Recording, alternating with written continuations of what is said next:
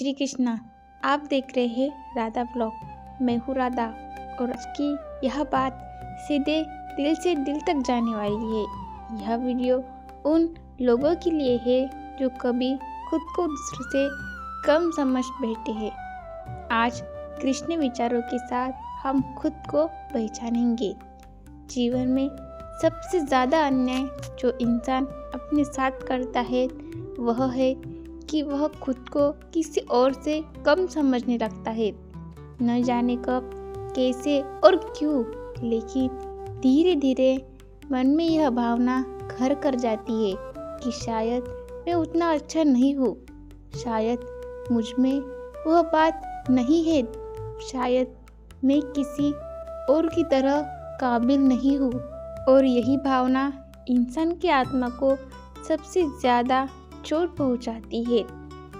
बाहर से मेरी चोटें तो समय के साथ भर जाती है, लेकिन खुद को छोटा समझने की आदत इंसान को अंदर ही अंदर तोड़ देती है। श्री कृष्ण कहते हैं कि जिस आत्मा में स्वयं का सम्मान नहीं होता वह संसार से सम्मान की अपेक्षा कैसे कर सकती है। लेकिन इंसान यह बात अक्सर भूल जाता है। वह दूसरों की चमक देखकर अपनी रोशनी को कम आंकने लगता है। वह दूसरों की सफलता देखकर अपनी यात्रा को बेकार समझने लगता है। वह दूसरों की गति देखकर यह मान लेता है कि वह पीछे रह गया है, जबकि हर इंसान की गति अलग होती है, हर आत्मा की यात्रा अलग होती है। कृष्ण कहते हैं कि फूल और दीपक की तुलना नहीं की जा सकती। दोनों का अपना महत्व है। फूल खुशबू देता है और दीपक रोशनी। अगर फूल यह सोचने लगे कि मैं दीपक जैसा क्यों नहीं हूँ, तो वह अपनी खुशबू खो देगा। और अगर दीपक यह सोचने लगे कि मैं फूल जैसा क्यों नहीं हूँ, तो वह अपनी रोशनी भूल जाएगा। ठीक वैसे ही जब इंसान खुद को किसी और से कम समझने लगता है, तो वह अपने भीतर की असली शक्ति को भूल जाता है। अर्जुन को देखिए, वह महान धनुर्धर था, फिर भी वह खुद को कमज़ोर समझ बैठा। युद्ध भूमि में खड़े होकर उसे लगा कि वह इस युद्ध के योग्य नहीं है। उसे लगा कि वह सही निर्णय नहीं ले पाएगा। उसे लगा कि वह सही निर्णय नहीं ले पाएगा। तब कृष्ण ने उससे यह नहीं कहा कि तुम सबसे श्रेष्ठ हो। उन्होंने उससे यह कहा, तुम अपने स्वभाव को पहचानो। तुम क्षत्रिय हो, तुम्हारा धर्म युद्ध करना है। जब इंसान अपने स्वभाव और अपने कर्तव्य को पहचान लेता है, तब तुलना अपने आप समाप्त हो जाती है। खुद को किसी से कम समझने की जड़ में अक्सर डर होता है। असफलता का डर, ठुकराए जाने का डर, अकेले रह जाने का डर। यह डर धीरे धीरे आत्मविश्वास को खा जाता है। कृष्ण कहते हैं कि भय तब पैदा होता है जब इंसान अपने सत्य से दूर चला जाता है। जब आप अपने भीतर की आवाज़ सुनना बंद कर देते हैं और दूसरे की राय को अपना सच मान लेते हैं, तब आप खुद को छोटा समझने लगते हैं। दुनिया हमेशा तुलना करेगी। कोई आपसे ज़्यादा सुंदर होगा, कोई आपसे ज़्यादा अमीर, कोई आपसे ज़्यादा सफल और कोई आपसे ज़्यादा बोलने वाला। लेकिन कृष्ण कहते हैं कि यह संसार तुलना के लिए नहीं, अनुभूति के लिए बना है। आप यहाँ किसी से आगे या पीछे होने नहीं आए हैं। आप यहाँ अपने अनुभव पूरे करने आए हैं और हर अनुभव की कीमत समान होती है। जब आप खुद को कम समझते हैं, तो आप अपने ही हाथों से अपनी ऊर्जा दूसरों को सौंप देते हैं। आप उनकी स्वीकृति पर जीने लगते हैं। उनकी तारीफ आपको ऊपर उठाती है और उनकी आलोचना आपको गिरा देती है। कृष्ण कहते हैं कि जिसने अपनी कीमत दूसरों के हाथ में दे दी है वह कभी स्थिर नहीं रह सकता। स्थिर वही रहता है जो खुद को जानता है। कई बार बचपन से ही हमें यह सिखा दिया जाता है कि कोई हमसे बेहतर है, कोई हमसे आगे है। तुलना की यह आदत धीरे धीरे हमारी सोच का हिस्सा बन जाती है। हम यह भूल जाते हैं कि जो हमें बनाया गया है वह भी किसी उद्देश्य से बनाया गया है। कृष्ण कहते हैं कि इस सृष्टि में कोई भी आत्मा व्यर्थ नहीं है। अगर आप यहाँ है तो इसका मतलब है कि आपकी ज़रूरत है, आपकी भूमिका है, आपकी उपस्थिति मायने रखती है। खुद को कम समझने वाला इंसान अक्सर अपनी उपलब्धियों को भी छोटा मान लेता है।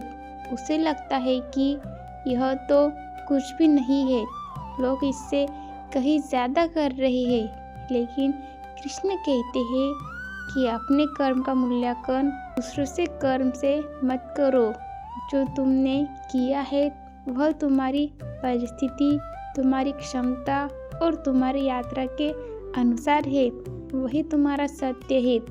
कृष्ण कभी ये नहीं कहते कि तुम सबसे महान हो, वे कहते हैं कि तुम जैसे हो वैसे ही पर्याप्त हो।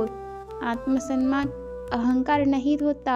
आत्मसम्मान यह जानना होता है कि मैं जैसा हूँ वैसा होना भी ईश्वर की इच्छा है। जब यह समझ आती है तब खुद को कम समझने का प्रश्न ही समाप्त हो जाता है। जब जीवन में बार बार ठोकरें लगती है, असफलताएं मिलती है, तब मन यह मानने लगता है कि शायद मैं ही कमज़ोर हूँ। लेकिन कृष्ण कहते हैं कि असफलता कमजोरी का प्रमाण नहीं होती। असफलता यह संकेत होती है कि अभी सीख पूरी नहीं हुई है। हर सफलता आपको थोड़ा और तैयार करती है, थोड़ा और गहरा बनाती है।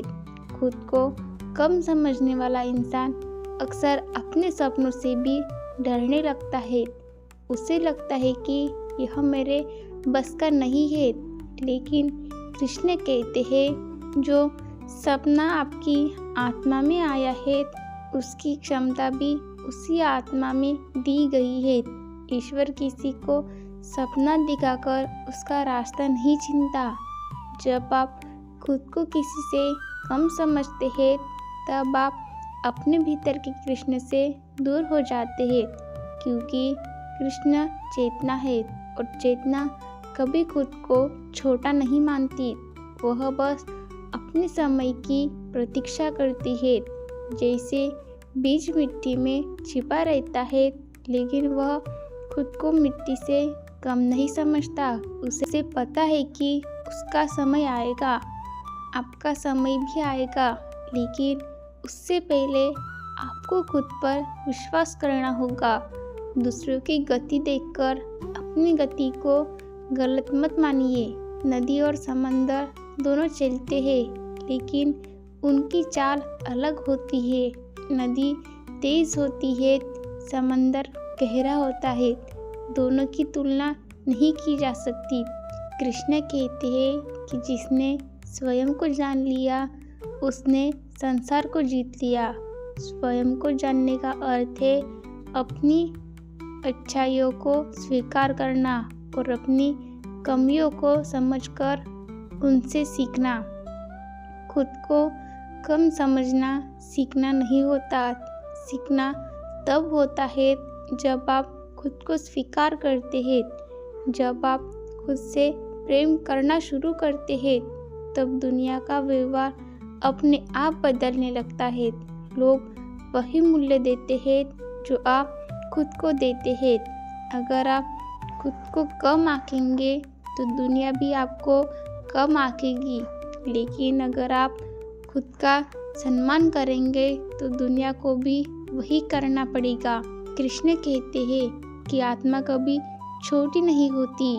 शरीर की सीमाएं हो सकती है परिस्थितियाँ कठिन हो सकती है, लेकिन आत्मा सदा पूर्ण होती है।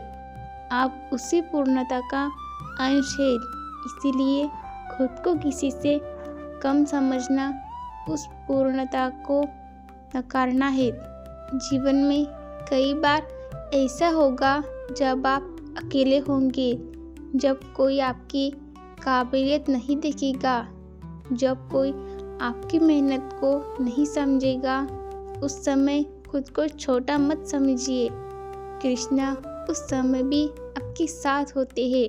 वह चुपचाप आपकी परीक्षा ले रहे होते हैं, आपको भीतर से मजबूत बना रहे होते हैं।